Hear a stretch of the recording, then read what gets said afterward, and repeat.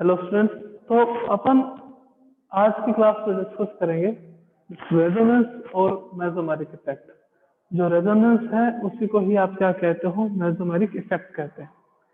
इससे पहले जो अपना टॉपिक था वो था आई इफेक्ट। आई इफेक्ट में अपन ने क्या देखा, delocalization of pi electron, sorry गलती से हो गया ना, कि transfer of sigma electron towards more electronegative element, उसको आपने क्या कह दिया था, I effect. Transfer of sigma electrons towards more electronegative element is known as I effect. What is resonance or mesomeric effect? Resonance or mesomeric effect is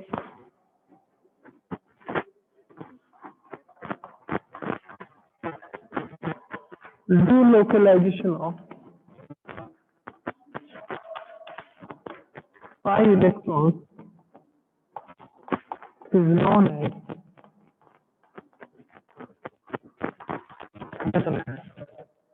pi electron को जो delocalise करते हो उसको आप क्या कहते हो, रेजोनेंस कहते हैं। किसे डीलोकलाइज कैसे? तो देखिए आपके पास ये है बेंजीन कहते हैं, शायद इसको आपने बताया था आपको पहले ही कि जैसे ये बेंजीन, यहाँ पे अगर देखें पाई इलेक्ट्रॉन तो 1 पाई 2 पाई 3 पाई पेयर, ये भी पाई इलेक्ट्रॉन से, ये भी पाई इलेक्ट्रॉन से, ये भी पाई इलेक्ट्रॉन से।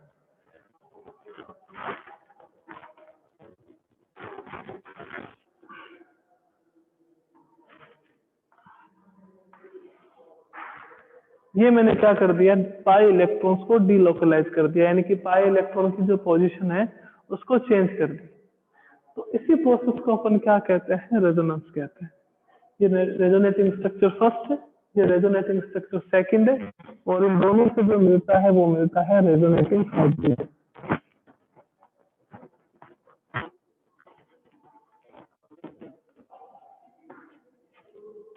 रेजोनेटिंग हाइब्रिड कहते हैं इसको, और सबसे ज्यादा स्टेबल ये होता है। तो पाई इलेक्ट्रॉन का जो डीलोकलाइजेशन है उसको आप क्या कहते हो, रेजोनेंस कहते हैं। कि सर ठीक है, डेफिनेशन समझ आ गई, that what is resonance, delocalization of pi electron is known as resonance. करते क्यों है रेजोनेंस, क्या रीजन है रेजोनेंस का? रेजोनेंस के करने का रीजन ये है कि जितना ज्यादा रेजोनेंस किसी स्पीशीज में होगा या किसी कंपाउंड में होगा, उसकी स्टेबिलिटी उतनी ही ज्यादा होगी। यानी कि रेजोनेंस से कंपाउंड की स्टेबिलिटी इंक्रीज होती है।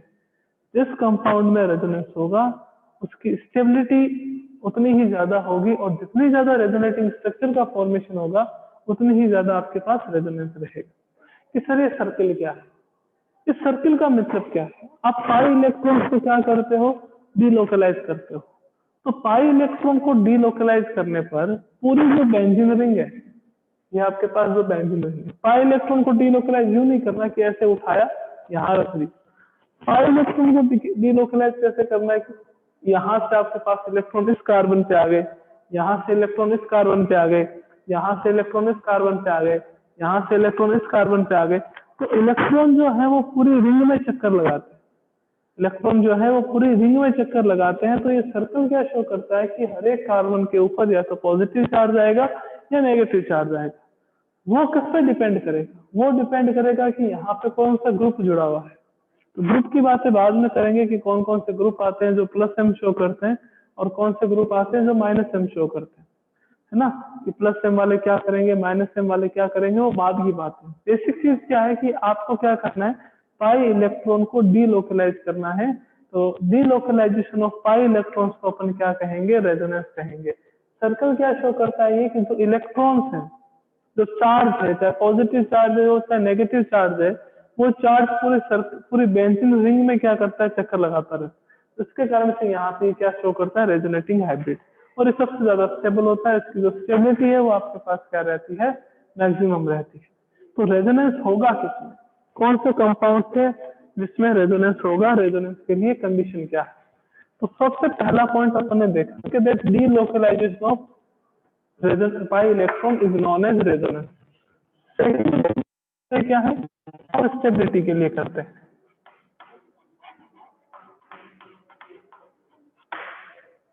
स्टेबिलिटी के लिए, अगर आपके पास स्टेबिलिटी गेन करनी है किसी कंपाउंड को, तो वो क्या करता है, उसमें रेजोनेंस प्रेजेंट होता है। कि जितना ज्यादा आपके पास रेजोनेंस होगा, स्टेबिलिटी हमेशा उतनी ही ज्यादा रहेगी।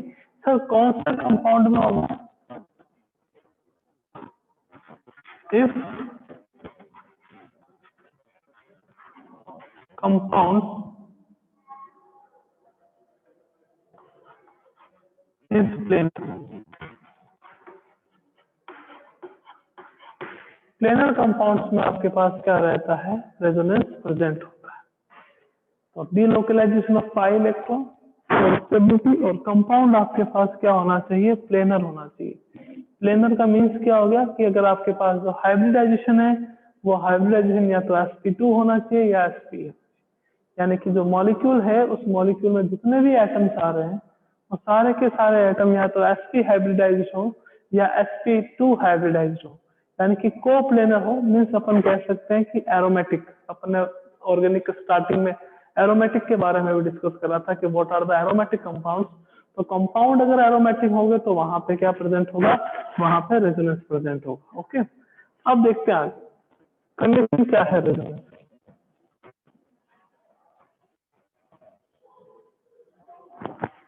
Condition for resonance,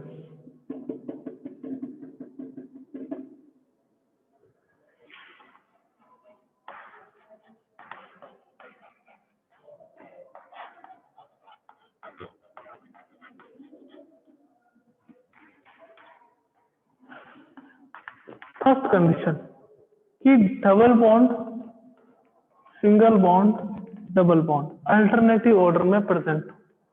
double bond, single bond, double bond alternative order में प्रेजेंट हो तो वहां पे रेजोनेंस होगा, अदरवाइज रेजोनेंस नहीं होगा। सेकंड कंडीशन,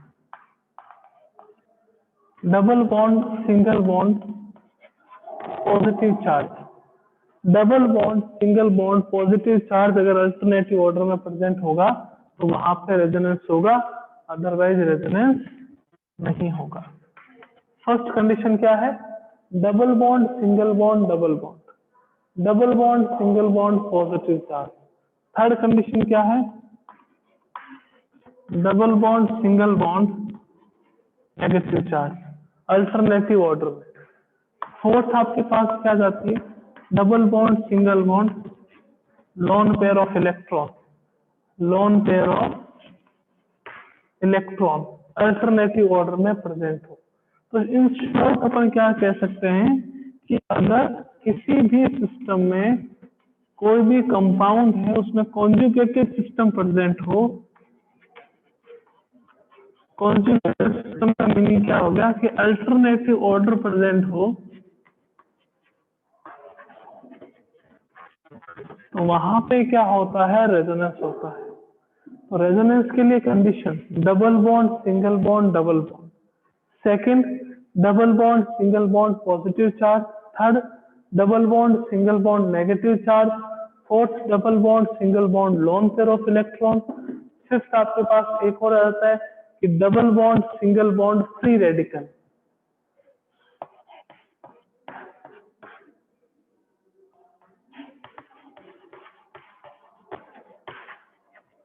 सिर्फ फ्री रेडिकल क्या होता है, यानी कि single electron.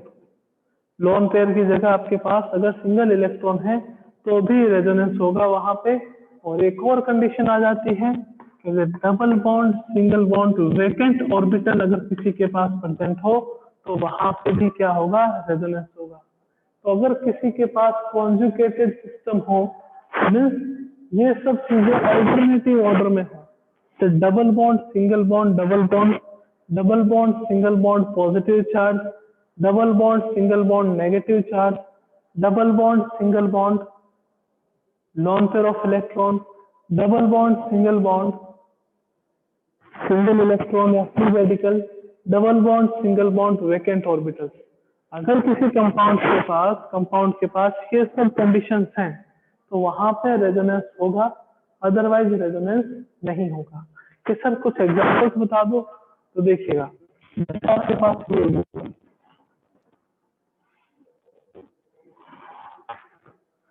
Double bond, single bond, double bond, double bond, single bond, double bond resonance होगा बिकॉज कॉन्जुगेटेड सिस्टम प्रेजेंट है। अब देखिएगा next example,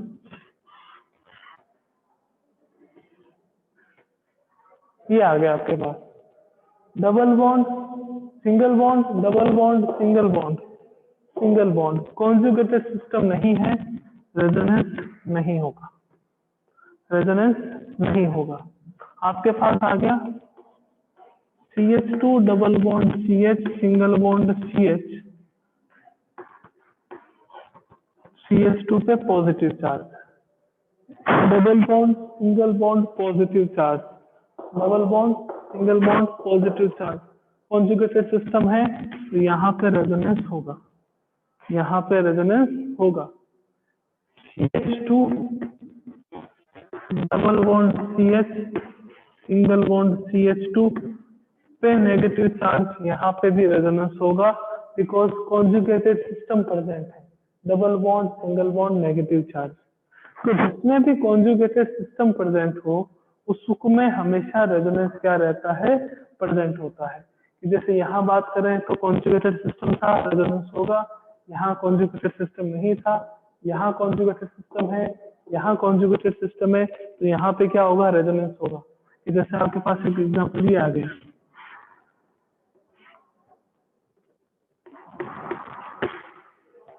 double bond single bond, single bond positive charge, double bond single bond, single bond फिर उस पर positive charge, वो conjugated system present नहीं है तो यहाँ पे भी रेजोनेंस नहीं होगा। तो रेजोनेंस की ये कंडीशंस है, ये कंडीशन अगर जो फॉलो करेगा उस कंपाउंड में तो रेजोनेंस होगा, अदरवाइज नहीं होगा। तो क्या सर जो आपके पास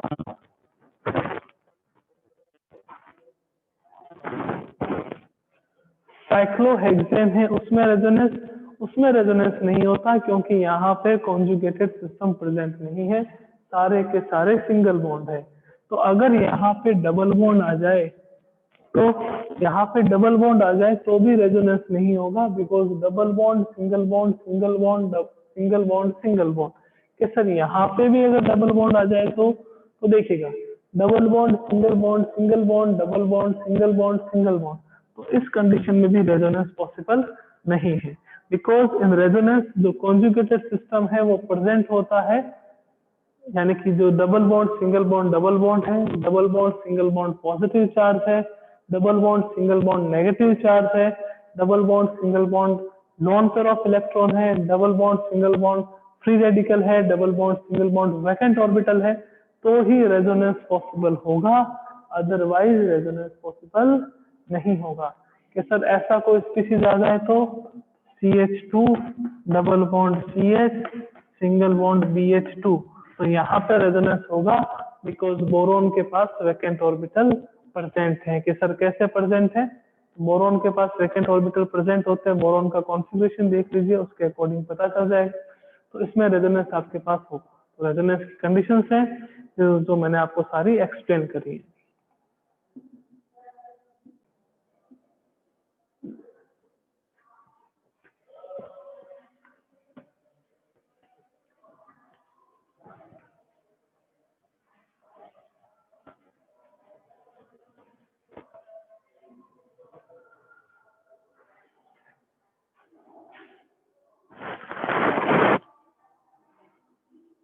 देखिएगा फर्स्ट कंडीशन पे बात करते हैं, CH2 double bond CH, single bond CH, double bond CH2, resonance होगा इसमें because double bond single bond double bond alternating order में। जब डबल बॉन्ड सिंगल बॉन्ड और डबल बॉन्ड अल्टरनेटिंग ऑर्डर में है तो पाई इलेक्ट्रॉन की डायरेक्शन क्या होगी मूवमेंट की, कि पाई इलेक्ट्रॉन किस डायरेक्शन में मूव करेंगे। ये डबल बॉन्ड है, डबल बॉन्ड के पास क्या होता है कि सर डबल बॉन्ड के पास एक सिग्मा बॉन्ड होता है और एक आपके पास क्या होता है, पाई बॉन्ड होता है। तो डबल बॉन्ड और सिंगल बॉन्ड अगर आपके पास अल्टरनेटिंग ऑर्डर में है तो कहाँ कौन सी डायरेक्शन में पाई इलेक्ट्रॉन मूव करेंगे। देखिएगा कि अगर आपने पाई इलेक्ट्रॉन इस डायरेक्शन में मूव करवा दी,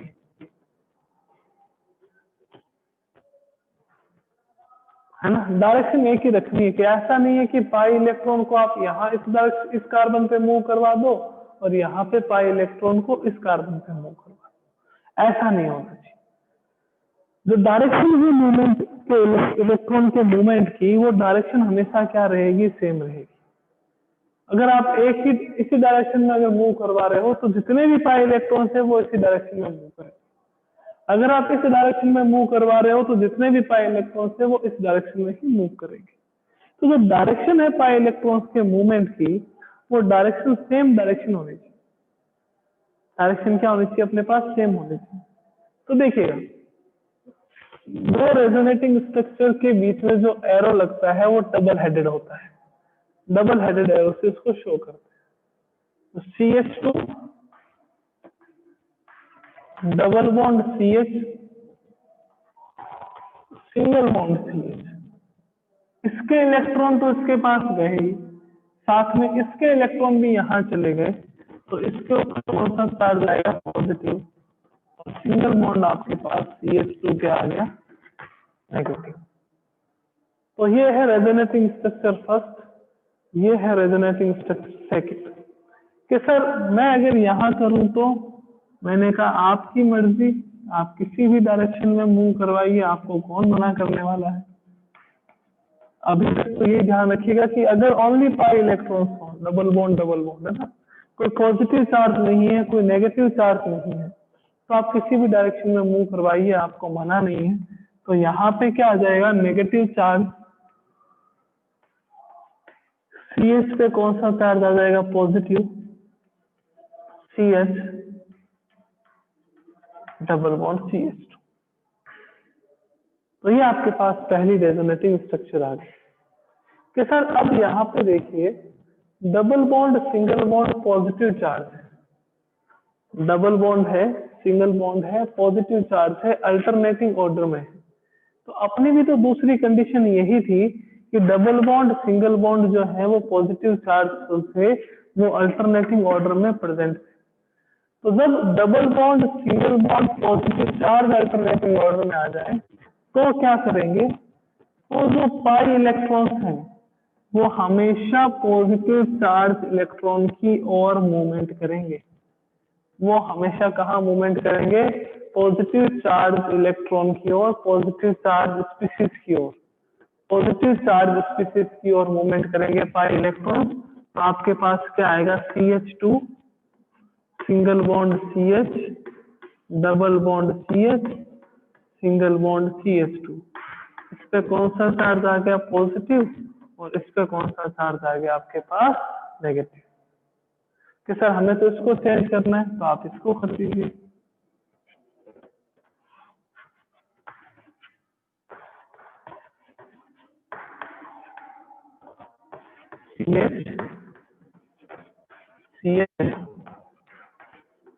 CH2 पे पॉजिटिव चार्ज आ गया। तो अगर double bond single bond double bond alternating order में हो तो आप पाई इलेक्ट्रॉन्स को किसी भी डायरेक्शन में मूव कर सकते हैं।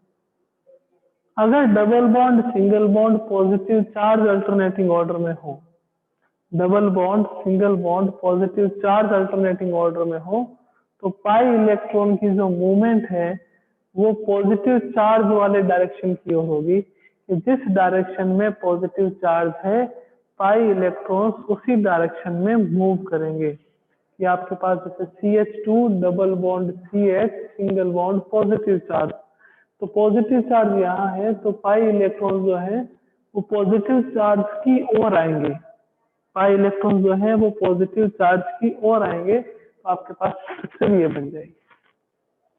कि सर अगर नेगेटिव चार्ज प्रेजेंट हुआ या फिर lone pair of electron present हुए तो देखिएगा ये आपके पास दो कंडीशन हो गई। यहाँ पे condition first double bond single bond double bond की, condition second double bond single bond positive charge की। नेक्स्ट कंडीशन पे बात करते हैं।